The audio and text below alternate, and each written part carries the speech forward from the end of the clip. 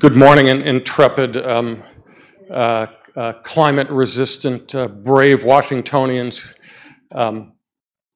If this were, of course, Boston or Anchorage, no one would have noticed, but in Washington, it's more or less shut the city down. And anyone who's on Metro knows it was empty this morning, which is kind of nice. But so you all are obviously particularly motivated. So we've seen one force of nature out there. You will experience another force of nature in a minute. Our new colleague, Katina Michael, who's just joined us at ASU from the University of Wollongong. Most of you I've seen before, but not everyone, so just some quick contextualization. This is part of an ongoing series of seminars focused at bringing in people from Arizona State University, who we work with, our colleagues, to talk about really concrete ways of thinking about challenges in science, technology, and society and policy, and intervening to improve our governance capacities, our capacities to manage the ingenuity that we constantly unleash on the world through our scientific and technological capabilities, often without a lot of thought beforehand about what then happens. Katina will certainly throw herself into the middle of a particular maelstrom that we've created for ourselves around ubiquitous surveillance, the disappearance of privacy, the enormity of information, and so on. But the way we run these things, as most of you know, is a short talk, hopefully to both provoke and give you some very concrete ideas about things that you can do moving forward in the science, technology, policy realm.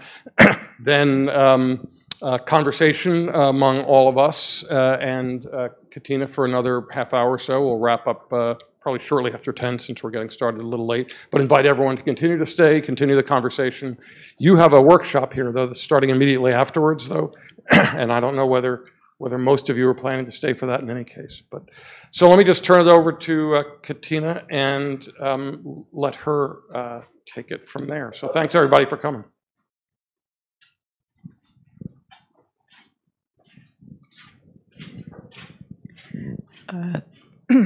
Thank you, Daniel. Welcome, everyone. Thank you for coming despite the snow.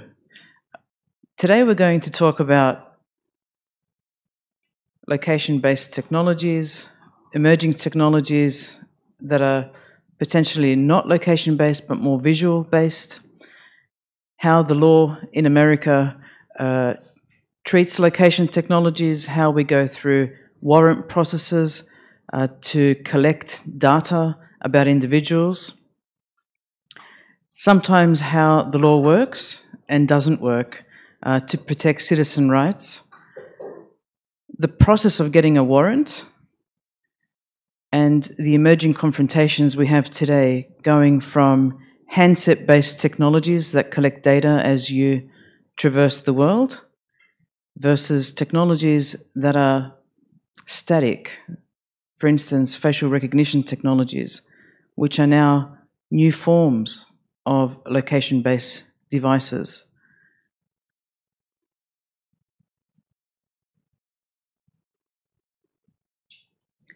So during the last decade or so, location tracking and monitoring applications have proliferated. We didn't have them previously. They were specialist devices, particularly with the emergence of geographic information systems, the linkage of sensors on individuals, on things, and on buildings. We were able to track and monitor. Unsophisticated devices used to exist in the 60s and 70s, devices so named as beacons that could roughly identify someone in a particular location driving a particular vehicle. They were not on the individual, but on things the individual drove or interacted with. And of course, this was an era of telecommunications interception and access as well. But you couldn't enter a home. You had to wiretap from an external point. You couldn't trespass the home. There are even cases dating back to the 60s and 70s where law enforcement officers were using every means they could not to put their hand across into the internal area of a home, because that would be considered trespassing. So they would think about things like, is a garage part of a house? Is a driveway part of a house? Although telecommunications interception at the hub could be done, and therefore wiretapping occur. We're now living in a completely different era where Internet of Things devices are being invited into our homes. So we've gone through 30 to 40 years of saying no trespass, no further. You can't collect data from inside the home. This is a private location. This is a private conversation. And we distinguish very nicely between the public space and the private space.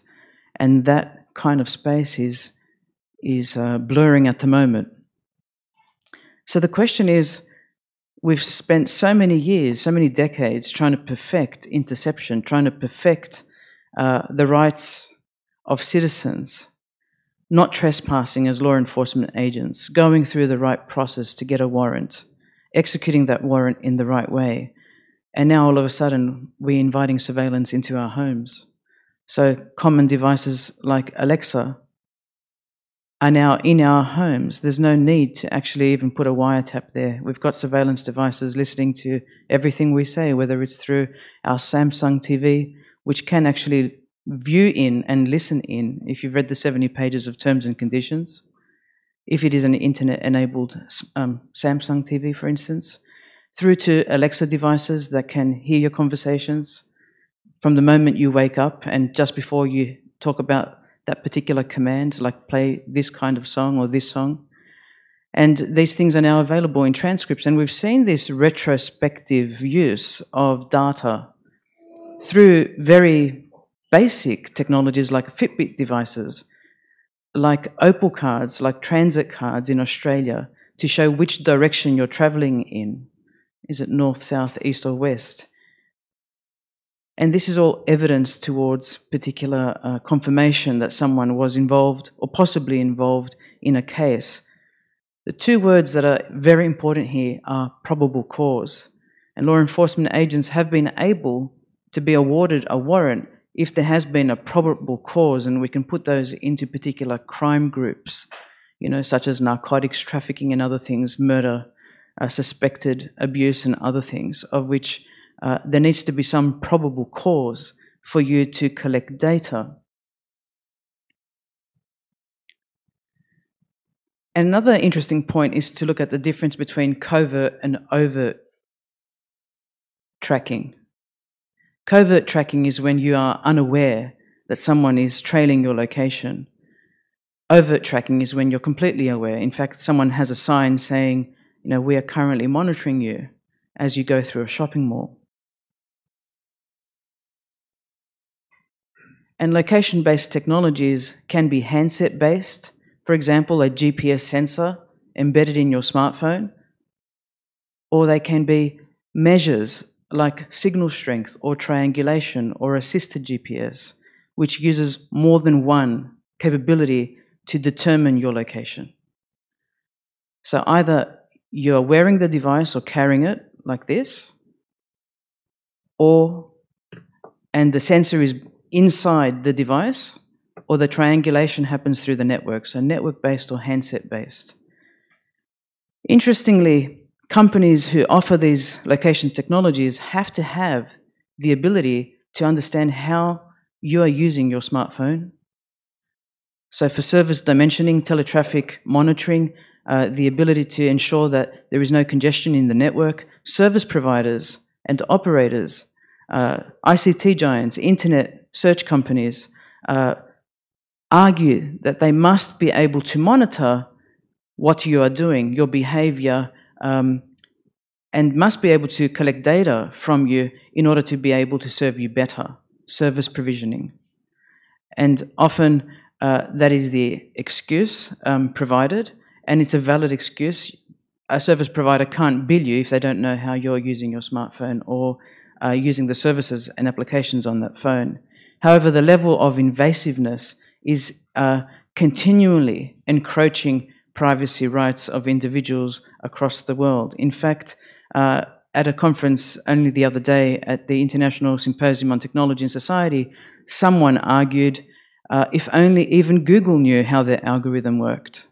And that was an interesting comment to start looking into. Well, who knows what is actually being collected? Which group in an organization, like a service provider? Because there are silos in organizations, people responsible for ensuring the billing of systems, people for ensuring authentication, people for ensuring marketing and sales. Who knows what? And what is actually occurring is a very interesting question. And over time, if you see the rhetoric of big providers, they come out with statements which are quite blurry. Oh, we need to clarify what we do. We don't take the location history, we take the last location point. Or we need to revise what we do because, in fact, yes, if you're using the old API, you would be gaining access to all the location history versus just the last point. And oh yes, if we tell you on our app that you've switched off location tracking, we don't necessarily mean that we're not tracking you, you've just switched it off.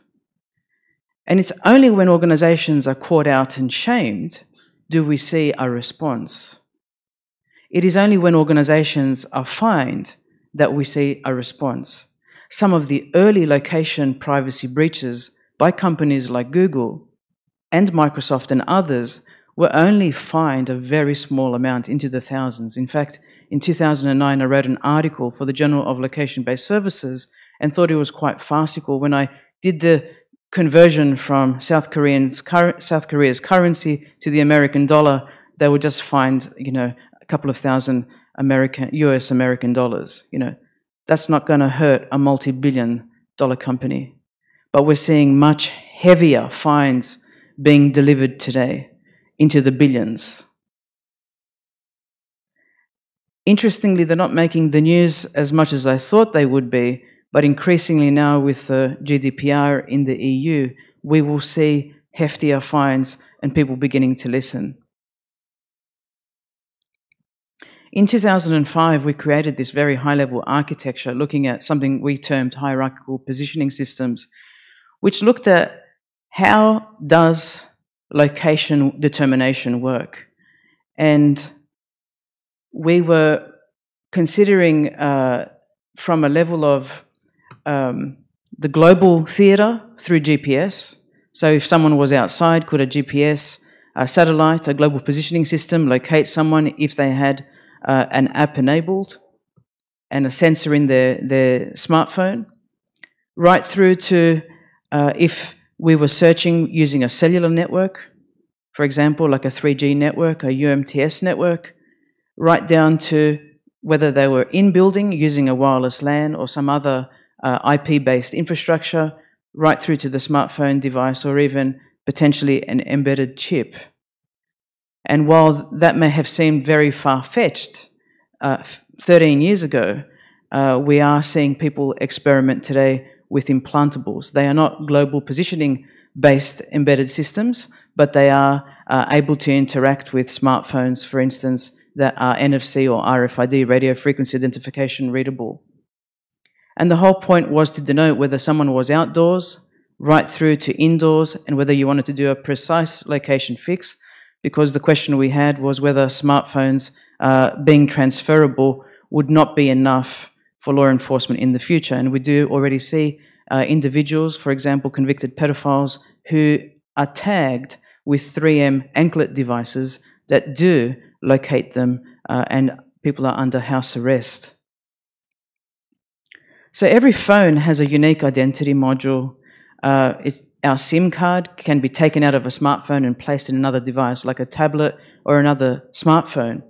And the IMSI, the International Mobile Subscriber Identity, is the individual unique number of a handset identifier. And this may be referred to as an IMEI, International Mobile Equipment Identity.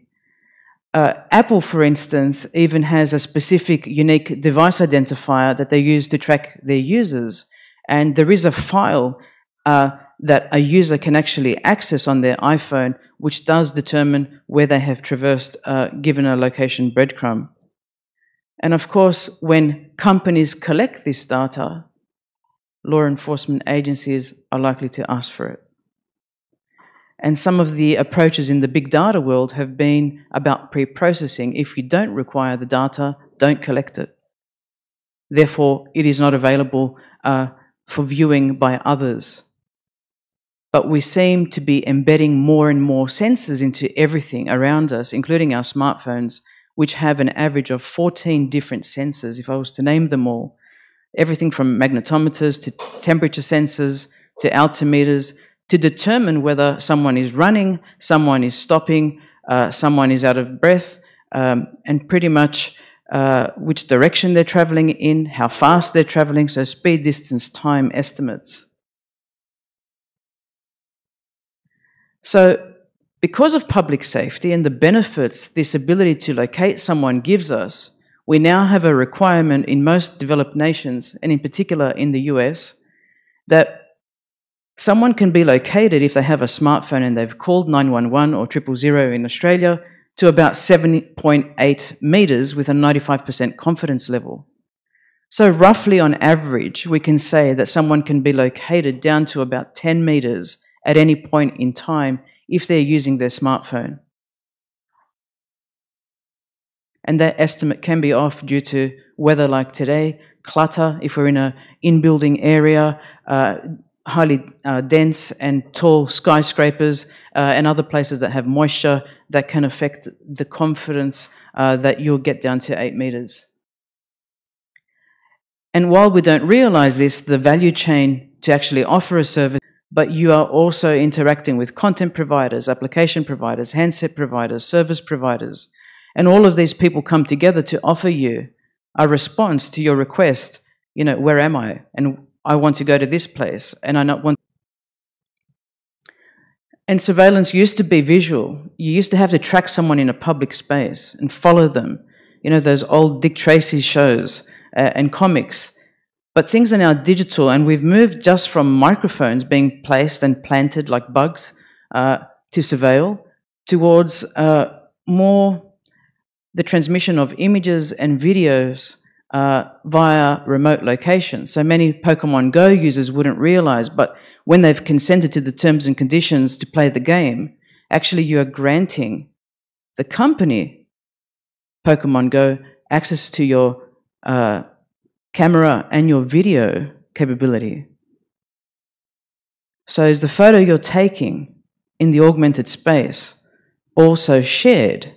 Are the coordinates of the photo you're taking in the augmented space shared?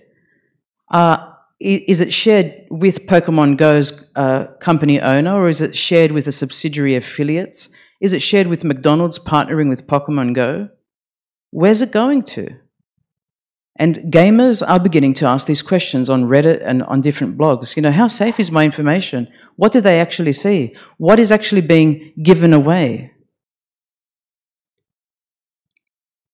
And we can capture an individual's location at a point of time. We can do real-time monitoring of a succession of locations. We can do predictive tracking. We can do retrospective tracking. These are all different capabilities that we can actually apply to location information. And so the term my husband coined, Uberveillance, is really about the who you are through the SIM card that you're carrying, the subscriber identity module, to where you are. The location sensor denotes where you are. And because we have jam-packed the smartphones with other sensors, we also know what condition you're in. We probably even know whether you have sweaty palms, whether your heart rate is high or low. And for any of you doubting this, just if you have an Android device, go to your Samsung Health app and have a good look at some of the incredible capabilities that we have now in our phones. And so human activity monitoring is the capacity and the capability that we've created through these very smart devices. We also have borrowed from the law enforcement work on situational awareness, because what we're finding is the tracking very much and the monitoring gives us an ability to know the state of someone and how that state is changing over time. So it provides context, which is often missing when we just get location coordinates and nothing else, without a message, for instance. We can argue that Uberveillance actually gives us a greater amount of time. It's a over and above surveillance. It's an exaggerated surveillance. It's not just your normal, let me see what this person is doing.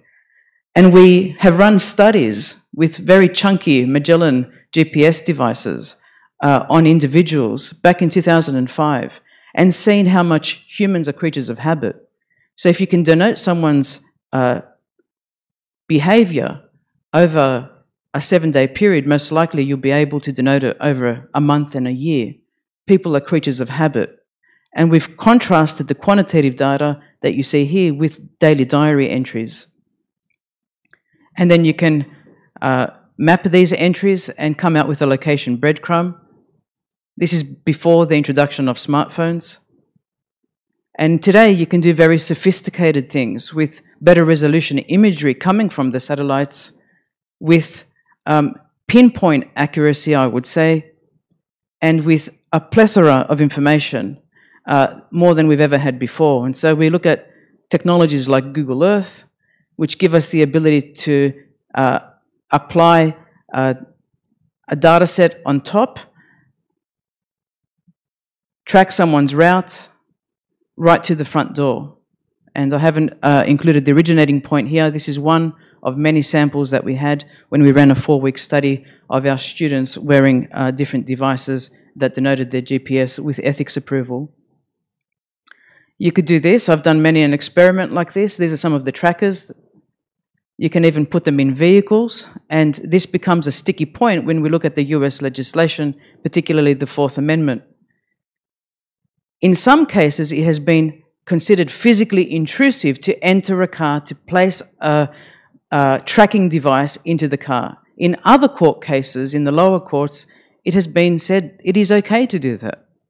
And so what we have at the moment are many cases dating back to when these technologies proliferated, which give us different rulings. And this is the kind of level of detail of information you can get from smartphones, from GPS tracking devices. You can see a longitude and latitude, an altitude, temperature. This device only cost us $50. And you could actually place it in a vehicle and overtly gather data for 30 days. And then after 30 days, the memory would be an issue. So the Uberveillance is really the ability to get into someone's head by their physical behaviors and traits. We used to say through George Orwell's 1984 that, you know, this was the sacred space. No one could trespass it. At least that's what we were told. But when we have rhetoric now from major players who are saying we want to be the third half of your brain, they actually mean it. And if I know where you've been, I know who you are, I know what condition you're in, I probably know what you're thinking. The difficulty with Uberveillance is that if we roll this out as a mechanism for identifying terrorists, for identifying people at risk of taking their life, for identifying children who are being abused, we run the risk of placing our faith in technology which is not always correct. We can manipulate information, we can misrepresent it, it can be wrong. And so while we're striving for this eye in the sky that can see all things, that is omniscient, at best I could guarantee you we have omnipresence, at best. But the all-knowing, all-seeing, which we're striving for and believe we're going to create, is actually not possible. Because even in someone who suicides, you will never know the reason why. But also, you can't preemptively know whether they have regretted their action at the point of taking their life. That is only something for the personal individual to know. So someone may be planning an attack, of course, they can be charged on a plan, but the final execution has not occurred. And what I don't want to get into is a life of minority report. I'm going to skip ahead. By the way, this is what a warrant looks like. 2-page, very simple.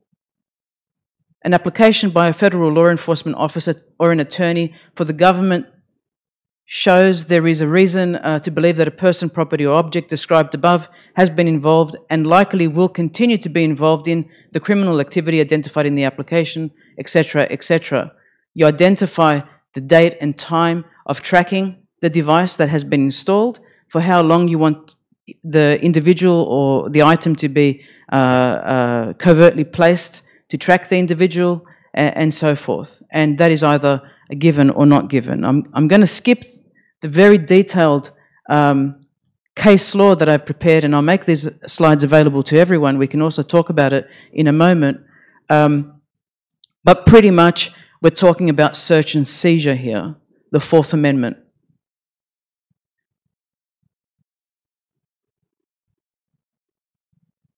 So I'll skip through and get to some of the controversies with the sticking points of those cases that I flashed up.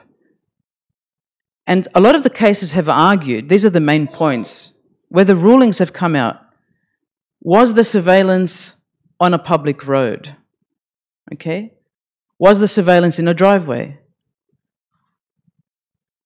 Was the surveillance in a garage? Interestingly, one of the court cases identified that retrospectively, after having tailed someone with a covert device in their vehicle, they would have had to throw the data out unless they removed the coordinates while the individual's car was parked in the garage, because it was trespassing inside the home.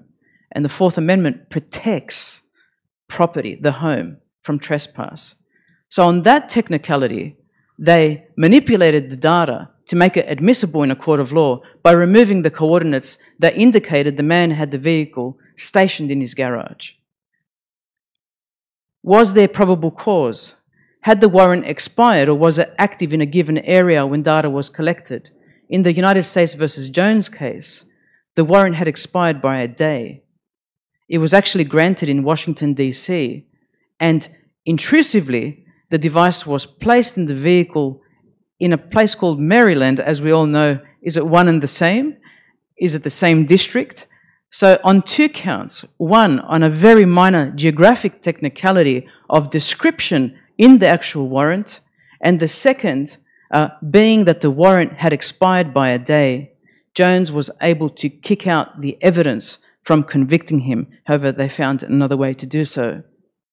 Was the tracking for a reasonable period of time? Some of the anti-terrorist laws across the world actually allow governments to track someone post an arrest for up to 140, 200 days. It's quite a lengthy time. Here, when we're talking about warrants, usually the process is a short time, between 7 and 28 days. So if you've only said you're going to track someone for 7 days, going beyond that actually nullifies the data collection. Was the tracking with an unsophisticated device? And what is an unsophisticated device? And if it was, yep, you don't need a warrant, right? Some of these court cases actually identified that. You don't need a warrant if the device is not accurate, because maybe it is and maybe it isn't. And what really constitutes accuracy, really, when we're talking about location-based services? Is tracking a spouse's car illegal? No, not according to one judge. Is tracking an employee legal if they are suspected of internal misconduct? It's legal. Yeah, no one's going to dispute it, according to one judge. Right? And you'll see that if you read the notes of the case law, we'll see that. Jumping ahead, and just before we break for discussion, if you allow me another maybe 5 minutes. What about industry? So government agencies, law enforcement agencies have to go through all this process to gain access to a vehicle, for instance, or data collected on a smartphone. But what about industry? I alluded before that industry collects a lot of data. I can tell you government agencies are very jealous. And one of the ways they're circumventing the need to keep knocking on Google's door, on Microsoft's door, is by saying, you know what, we'll find our own way of very intrusive data collection. We'll start to collect data from lampposts. We'll start to collect data from smart vehicles. We'll start to collect data from smart meters, smart homes. We'll start to infiltrate in other ways that don't make us rely on industry for evidence. And this is a new wave that is occurring simultaneously with breakthroughs in Internet of Things technologies, but also government's ability to now harness the power of AI to supposedly conduct accurate facial recognition hits and matches. So imagine we are all outside going about our business in Washington, and we are being photographed as we go around our day. And our behaviors look abnormal to the AI, the artificial intelligence algorithm. And we're tapped on the shoulder by the local police, and we're logged onto Palantir automatically. This data collection hasn't required your consent. You haven't signed any terms and conditions. The government And law enforcement agencies no longer wish to have to rely on industry for their data. But look what industry is doing regardless, which will just increase the plethora of information that we can access. Google Latitude, location history breadcrumbs. Some of you don't realize if you have Android devices, you haven't turned off your location history. Does Google keep your location history? Back in 2011, they denied that they kept breadcrumbs. And then they changed their story and said, we only keep the last location, your last waypoint. Because these breadcrumbs are taken every 10 to 30 seconds, dependent on the setup. So it was only your last location, not really your history. But they had to come out and admit that. iPhone keeps record of everywhere you go.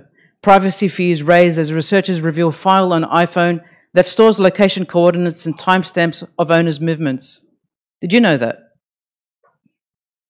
And that's a visualization of one of the examples these researchers identified of one iPhone and the location breadcrumbing history of the user. The popular times. How do you think Google generates that on Google Maps?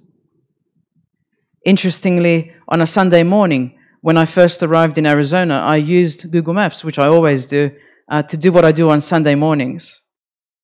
Now, in this building, in this location, there were about 7 different businesses.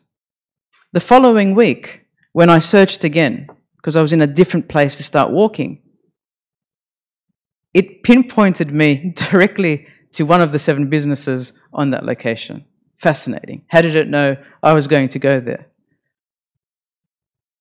That is the level we're talking about. And while Google states that it is anonymous data collection that is driving congestion and popular times information, where you can anonymize, you can also do the opposite. So if you want to read later about visit durations, wait times, popular times, you can do so in your own time. But now we have Street View cars, and of course these were sniffing iMac details, MAC addresses, forgive me, as the Street View vehicle was going through in 2013. Again, Google was slapped on the back of the hand for sniffing out MAC addresses, right? Which were open and not protected securely. How many people out there actually even know what a MAC address is? But this information, email addresses and other personal identifiable data was being collected. Oops, the car did it. Really? And we think about the implications for smart cars and driverless vehicles into the future. Verizon was ordered by the FBI to give over millions of records of information. They did so for a period of 3 months. There was no uproar on the street. The data was just handed over. Billboards that see you. This is now the beginning of the collection of behavior, gait, other physical trait data as we move around. What if every billboard was smart? What if every billboard was a CCTV camera? What if every billboard got more than just, your potential marketing habits or buying behaviors? Here's one gamer. Do we have control over map location privacy when adding friends? I can't find any info about safety. How Niantic is profiting off tracking where you go while playing Pokemon Go. This is called foot driving, ladies and gentlemen. Street view is like the car driving, right? Going through and getting household level data. Foot driving is when you smartly identify a mechanism for data collection by the users that give you your system. We beckon the ability to surveil our surrounds and give it over freely. We're actually becoming drones and data collection machines as humans. It's drones humanus. It's us becoming the data collectors. Forget the bots becoming the data collectors. Humans have become sensors in this push for more information. Let's see how we can manipulate a crowd to go to place A and B. Let's see how many people we can get to do that. Let's identify who would go. What are their demographic details? Are they male or female? Do they come from low socioeconomic groups? Who are they interacting with? Oh, thank you. I'm Niantic. I take your data and I do what I want with it. Did you know I used it? Oh, I didn't have to tell you. Pokemon Go is fun. It's entertainment, right, for the masses. But governments want this capability. Law enforcement agencies would love this capability. And that's why we have 50,000 Axon devices now distributed to offices across the US, wearable technologies that are also visually recording citizens daily.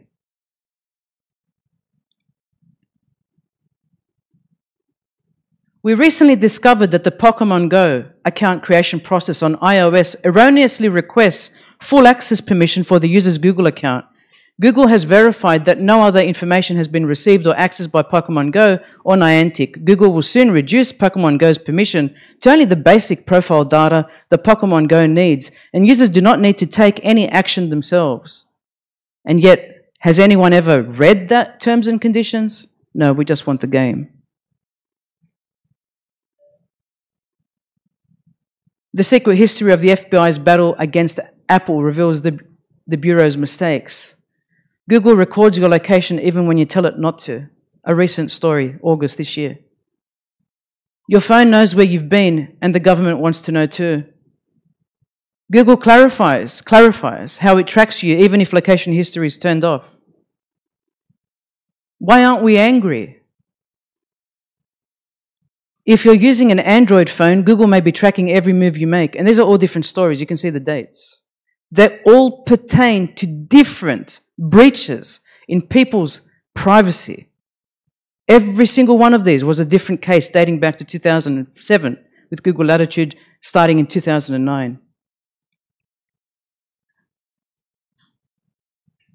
We even have people in shopping malls tracking your movements in shopping malls. Path Intelligence began this in 2007 in the UK. You don't realize, but there's a little card that tells you that this tracking is occurring when you enter a shopping mall, like you can see. We can't even see the CCTV cameras anymore because they're embedded in the infrastructure, right? In the lighting systems. Little plaques on pylons telling you, we are tracking you anonymously. And sometimes we might be able to track you a bit further than the shopping mall as well. We know, and we need this information so we can tell the people who are leasing the buildings and the space how much they should be paying for the leasing space. This is rampant, this system. Most shopping malls today that are big are doing this. But recently there was a comeback. In ruling on cell phone location data, Supreme Court makes statement on digital privacy. 5-4, the Supreme Court voted in favor of warrants for location tracking. Google at risk of a $3 billion fine over location tracking. $3 billion. Now we're talking. Now the companies may respond and may listen up to stop tracking us without our consent.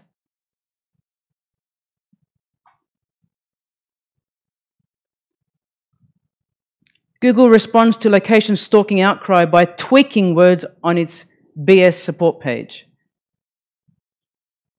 To catch a robber, the FBI attempted an unprecedented grab for location data from Google. You see what's going on is a tug of war.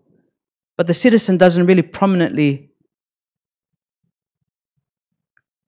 present in this case, right? What's happened to the citizen voice? So on that note, I don't think we have to look at China. We should just look at Australia and the US. China's going all guns blazing with regards to the capabilities, but I think actually we've got to look at what's going on here in the States, in Australia, in Canada even. That is a country that does respect privacy and is trying good things. The UK and New Zealand even, you know, the Five Eyes sharing. So I hope you've left more with an impression more than anything else, on what we need to do to address these problems, which are very complex. Thank you.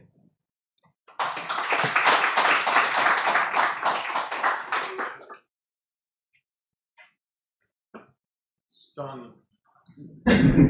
But not for long. You want to manage your own. Questions, comments, and I'll come around with the mic. We got my mic. Okay.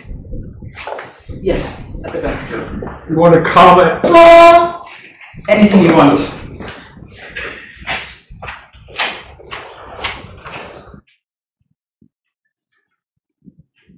Hi, Mark Brodsky here. Do you want to comment on who was watching you and why you got that Salesforce ad up there?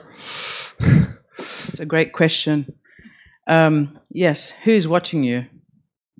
This was an article by Robert Ellis Smith, and correct me if I'm wrong, I think it's the late Robert Ellis Smith now, in 2007.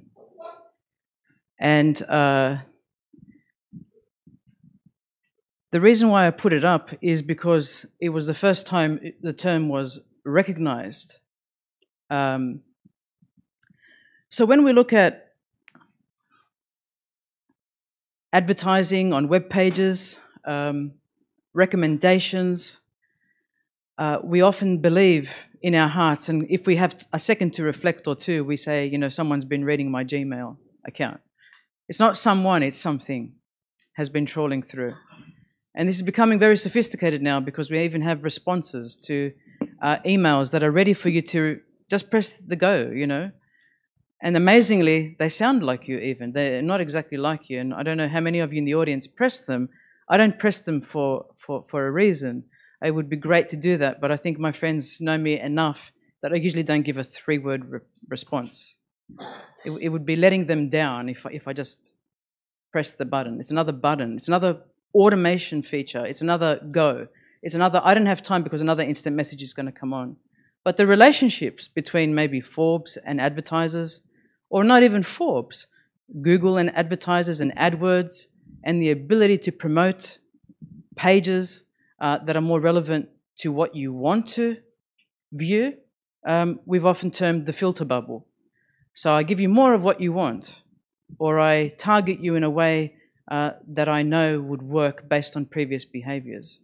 But we're getting very good at doing that and psychologically profiling individuals. And as we've seen in the Cambridge Analytica scandal, that is now down pat using different psychographics. So that's just a general response, but can you tell me what you were thinking of when you saw that?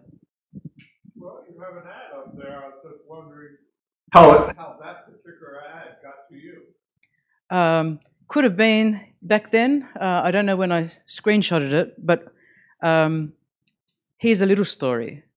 So cloud computing, probably at around about this time, Telstra in Australia was wishing to create a cloud computing platform. At the meeting I attended with Gilbert and Tobin, a law firm, at the Telstra office, the head office in Australia, Salesforce.com was also there. Could have been that. Alex, can also make clear, we're very upfront about our surveillance here. You're being watched. Mm-hmm. Appreciative. Pat.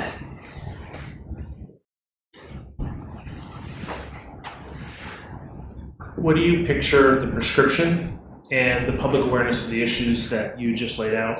And the reason I ask is, not to steal any thunder from my talk later, while you look at technology, and I'm inferring possibly policy prescriptions as a solution here, Eric and I are some of the evil people creating this technology, and I say that we're among the leaders in the country and everything you're talking about.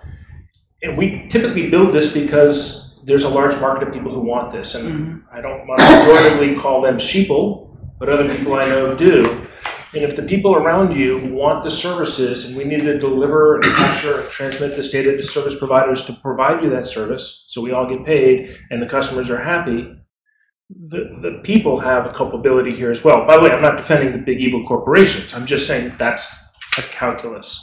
So how would you respond? Well, firstly, I love your honesty, Pat, and your colleague, because that's what I think CISPO is very renowned for here, this openness and this sharing.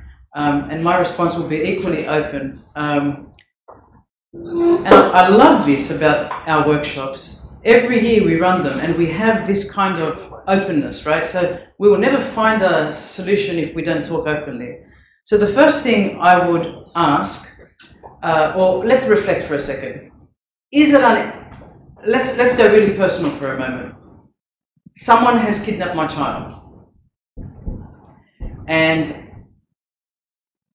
I want my kid back, right? Am I going to say, hang on a second, don't use the data that we have available? Because it's unethical to do that. Because all I want is my kid. And all I want is the perpetrator to be caught. And if I have a breadcrumb of the car, if I have a breadcrumb of the Apple iPhone, if I have a location fix at downtown DC, at the corner of, you know, I Street and whatever else, give it to me. Give it to law enforcement. Okay? Probable cause actually works at that time. What I'm hoping we don't get into is playing the at-risk game. We're a whole society of people. You know, there are a few really bad eggs among us. Like anyone is really good, right? There are a few bad eggs. And we should weed those bad eggs out because, you know, if we can stop them right at the beginning of their criminal intent, that means they won't commit another crime and another offense, and then, you know, we don't have to put them in jail, and then their costs can be saved. And isn't that a great idea if we can develop Palantir software to start micro-targeting and micro-analyzing, and give me your telephone records, give me every telephone record, and I want every search that you've ever conducted on your Google search engine, and I want every transaction you've ever done in the credit history, and I know I could find it down the road if I wanted to, by the way, and I want every interaction you've ever had on social media, and I want every picture you've ever taken, because I can take the coordinates of the images and the video, and I can do something really, really amazing with them. I can train data. I can train data based on your profile. And your profile doesn't add up. You know, your education back in elementary school, you flunked a lot. I don't know. Indicators tell me kids who don't pass the Azela district exam in Arizona, and kids who perhaps drop out in year 9, and kids who take, you know, odd jobs and are not employed and stay home and play gaming all day and get messed up with online communities, they're offenders. What I don't want is to stereotype society at risk, to eradicate the bad elements, because that's the best way to do it. It's quantitative and based on people's behavior. The just-in-time mentality may work for supply chains. I don't think it works for human beings. But I don't want a society that's chaotic. And somewhere we've got to find a balance, which is not Uberveillance. I don't want us to have a society in maybe 30 years' time where people go, you know what, we're not going to have any more breaches in security because everyone's got chip implants. And, you know, when I used to put the smartphone in my husband's boot and work thought I was actually going to work, but I was staying home, you know, that'll go away in the future, because we're all going to have implants, we're all going to have security devices, we're all going to have the ability to transact with our banks and credits. We can shake hands and give information to one another that way. So I'm hopeful that we don't fall into a pit that says everything that's on, internet-enabled, becomes a watching device, because that will change people's physical behavior. That will create a stream of psychological impact that we've never seen before. That's going to create very nervous people. And I'm concerned that we've overstepped the mark. And in terms of citizens' awareness, it's growing rapidly. Rapidly. Cambridge Analytica was the first of many. You know, whoever thought maybe Facebook won't exist? Google's stability, is it really stable? How many more of these breaches can we sustain before we lose trust in organizations? So I think as the awareness is growing, the penalties are rising, and the response has to be commensurate to that cry that's starting to take force. And it's no longer going to be a battle between government and industry. Citizens are going to say, that's my data, I want to blockchain it, I want it to reside somewhere, but I want to be able to consent to when I give it away. Whether you call that a consumer data right or whatever you call it, it's going to be there. It has to be there. Can you reply to that? Because I want to know your opinion. Well, I agree with the endpoint. my doctoral work was in electronic privacy, and I walked away from it because it seemed that I was fighting a tide because I wanted what you want. So I agree with where you want to go. I'm stuck on the gory interactions, is that your word, of how we get there. But I agree with where you want us to get there.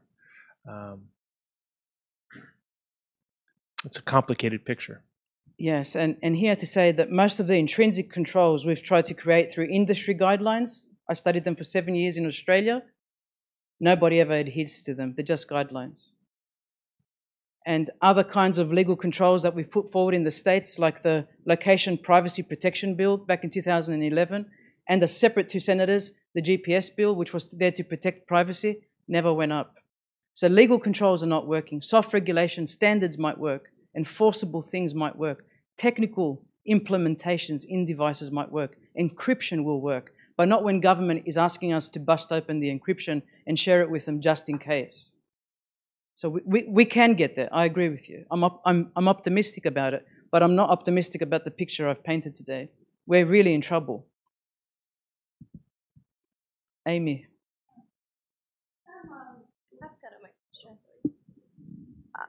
I'm trying to formulate this as a question. I'm curious about a sort of a more nuanced side effect of what you're describing, which is the accidental or possibly useful creation of norms of behavior, both individually and sort of in the aggregate. So I start to have information about how sweaty everyone's palms are, and then I get anxious because my palms fall outside of the range of that norm, and everything that you're describing sort of produces more and more of that aggregate sort of individual knowledge about more and more of like my movements, even my own daily habits. So I have anxieties about the kind of delights of anomalous behavior, and are recognizing that we can choose it, that we could choose a book that Amazon didn't recommend, or that we can go someplace in a different direction. And so I just wonder whether there's a place to name this, if it's a real thing, and how we learn about that, because it is not a danger or a safeguard in the same way that you've been talking about it, but it, for me, permeated your talk.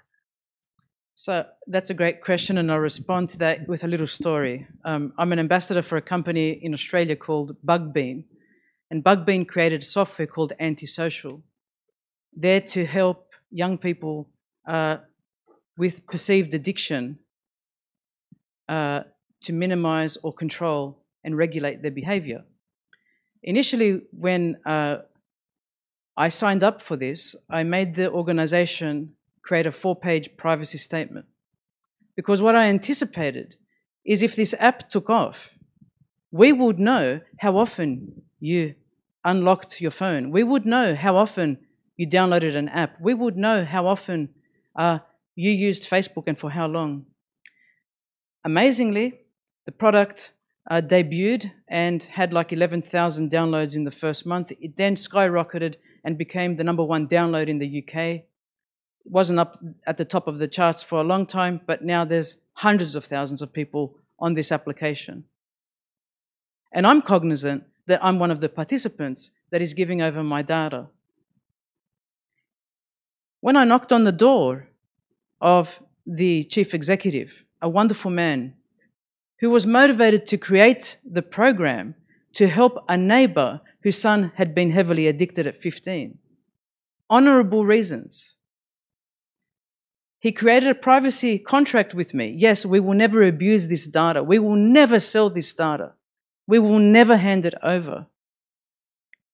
It is now going to be possibly used by law enforcement or military personnel for defense, not to track, to identify at-risk soldiers of suicide, to identify at-risk children. Is that bad or is that good? And interestingly, now to go to your exceptional comment on profiling, and what if I'm an outlier? What does it say? Do I bury my head and go away and cry that I'm not normal? And when I ran one of my studies in my classes of 45 students, You know, the students were gloating. I've got 10,000 waypoints. I said, you had a busy weekend. Yep, I went windsurfing. I went here. I ran on the beach 5 kilometers. And one of my best students comes to me and says, I'm going to fail this assignment. And I said, why? He said, I only have 400 waypoints. And I said, that means you actually worked. And he said, no, but everyone else is doing great things and they're having fun. And I honestly felt like crying because he had determined his level of sociability based on the number of waypoints. And many of us determine our health by the number of Fitbit steps we've walked that day. This is not correct. We can't quantify ourselves like this. The outliers, we know, are heavily addicted, use their smartphone for something like 12 hours straight. You can see them in the reports. 12 hours straight. Now, can we be sure it was the same person? No, because mobile phones can be transferred. For example, I could give my mobile phone to my son, and then to my daughter, and then so on, a friend. But when the outliers are showing 12 hours as opposed to 2.5 hours on average, to 3.5 hours. And by the way, these are people who recognize, you know, most of the people who are suffering with internet addiction or internet gaming addiction don't recognize they're addicted. The first thing they'll say is, I'm not addicted. So the people who have downloaded our app are the people who recognize behavioral patterns in themselves. So I think outliers and exceptions is what you're talking about. They tell us a lot. My worry is that we'll use those outliers to say, you know what, that person probably is mentally ill. They stay home between 9 and 7, or they sleep all day, they don't move. Or other patterns, that kid's autistic. Other patterns are, you know, someone who's impulsive, keep moving. Maybe they've suffered a significant grief and death in their family, and they just need to keep moving and moving. I've met some of these people. So we're going to start making inferences. My problem is these inferences will not always be right. And it's none of our business whether they are right or not right. Because we will lose our freedom if we allow technology to dictate. Because if we get up in the morning, Alexa, this, where should I go? What should I do? What's the fastest animal on earth? What's it going to be outside? How about we go outside and feel the snow and go, it's snowing? You know?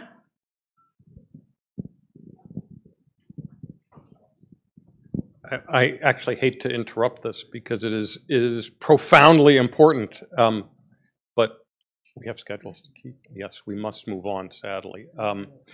It's 10:10, almost 10:10. So just a couple final points. You made clear that one of the ways we're going to have to intervene here is through the regulatory state and legal frameworks and constitutions and so on. Something you didn't mention, but I know that you also think is important, that's central to the sorts of things we've talked about here over the years is thinking about innovation processes in different ways too, and thinking about how you build in at the early stages of innovation processes a capacity for reflection that keeps us from continually getting blindsided by the stuff that we do when we wake up and say, oh my God, what happened?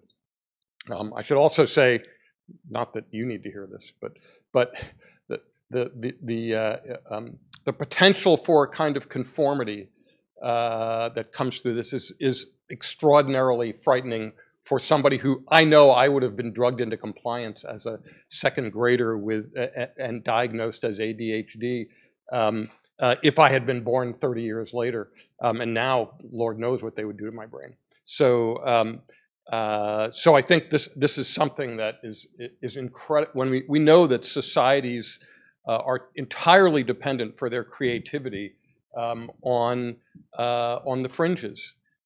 Things like unions and unemployment insurance were considered to be completely deviant ideas in the 1890s.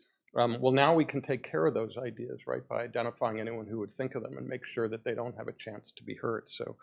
So citizenry and responsible innovation and legal frameworks are what we have. The question is how to mobilize them. So thanks for doing that. And thank you all for participating in the conversation. And I apologize for the soapbox at the end, but I couldn't help myself. We have another event tomorrow. Actually, the speaker at that event, Bob Cook-Deegan, talking about Alzheimer's research and where we might need to be headed to make some progress there. If you can wade through what will be nice weather tomorrow, hopefully you can to join us again. Otherwise, thanks everybody for coming. Thank you, Katina, for an incredibly I'm not going to say provocative because you're putting our noses in where we are and what we have to look at. So thank you all. Let the conversation continue. Feel free to hang around and see you all soon. And you're all welcome to stay for the whole day's proceedings. Now we're going to have a break and speed networking, please, as we grab some goodies at the back. And I think we have our first talk at 10:30 by Pat Scannell. Thank you.